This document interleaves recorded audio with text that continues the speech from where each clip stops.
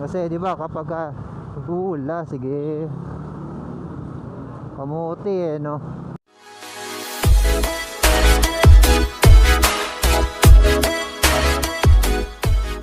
Yes, hi guys.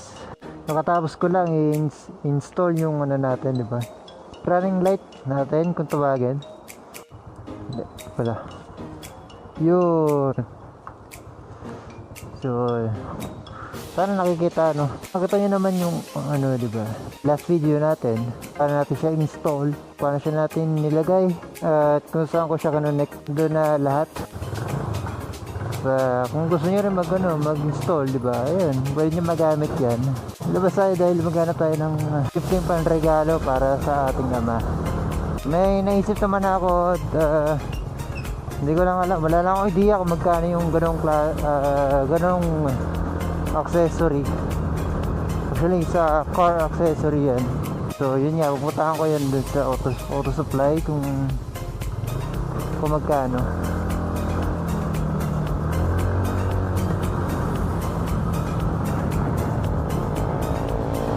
Anyway, so mostly ng riders sa atin, diba, yung pinipili syempre yung motor versus sa sasakyan or sa kotse.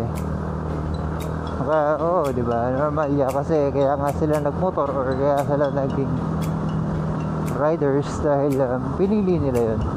Ngayon sa atin, magbibigay naman ako ng ilang reasons. I think siguro 3 reasons lang. Yeah, 3 reasons lang kung bakit mas magandang gamitin ng kotse kaysa sa motor. So, para may iba-iba lang din, hindi naman tayo lagi ding hindi naman dapat lagi puro motor ang magandang gamitin, di ba? Siyempre may side din sa kotse kung bakit mas pinipili ng iba yung sasakyan, yung mga nakakotse nga. Okay, bagasa tayo.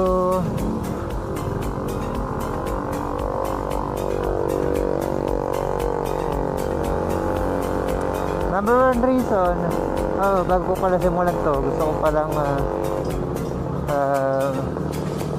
sabihin sa inyo lahat na ito po ay sarili ko lamang opinion, ha.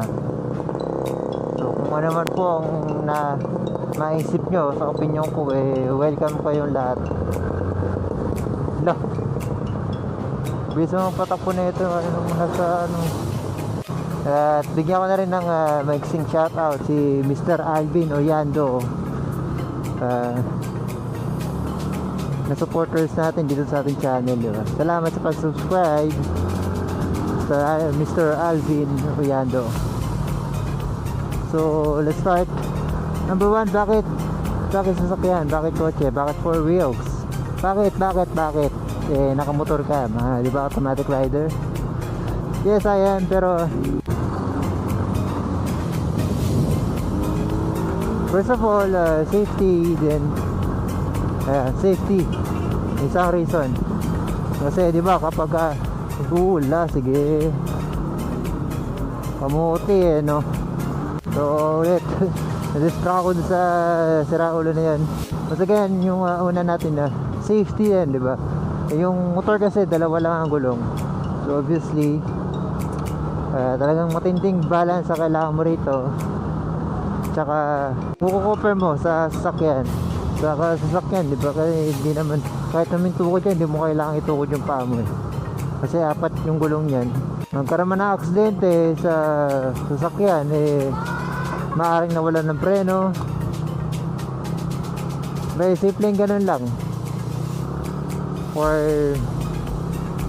dumulas. Pero hindi ka tatawag kapag nadulas ka or nadulas yung sasakyan mo.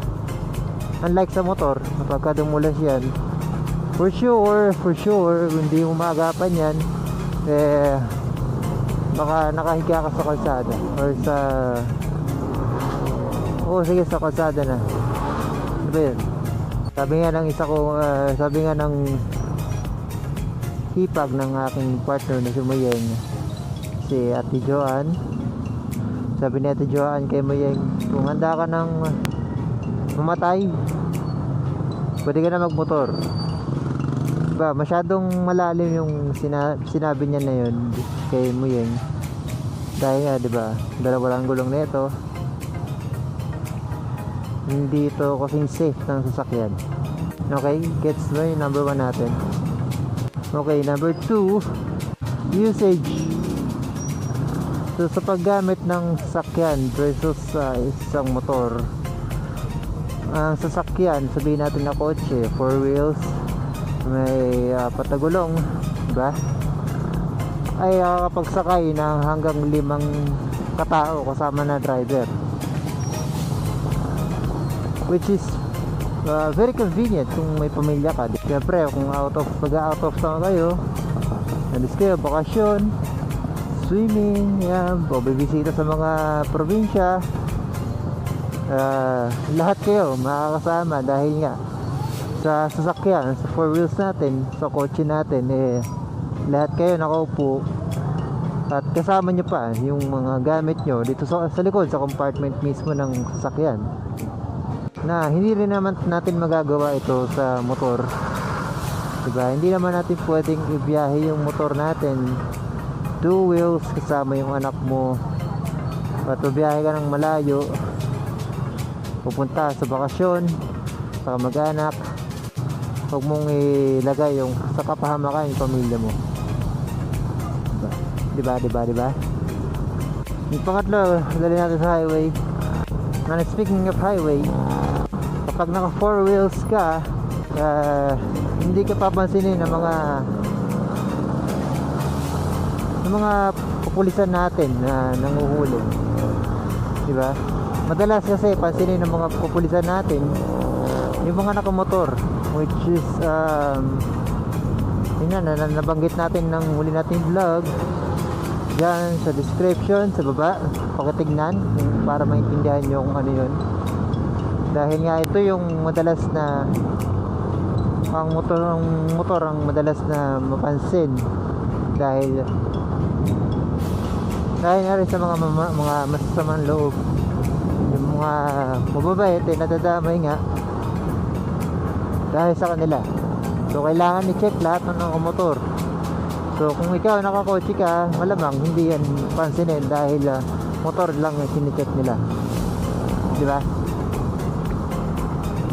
Kahit na lang ang ginagawa, paparahin ka, check yung syempre mga papel. Ikaw naman, diba, sabihin natin maabala ka rin naman dahil papasok ka sa eskwela or papasok ka sa trabaho, mahuli ka na. So abala sa ating lahat. Hindi tulad sa 4 wheels, dire-diretso yan, hindi naman pinapara yan, minsan sasaluduhan pa yan. So yun lamang po sa ating sa araw na to. Ay nako, yun yung mataas na ano eh. Oh man. So kung nagustuhan nyo ating video, please do like, share, and subscribe. So ako muli, JR, at dito sa ating channel, Automatic Rider, nagsasabing mag-ingat sa pagmamaneho ng motor at paalam.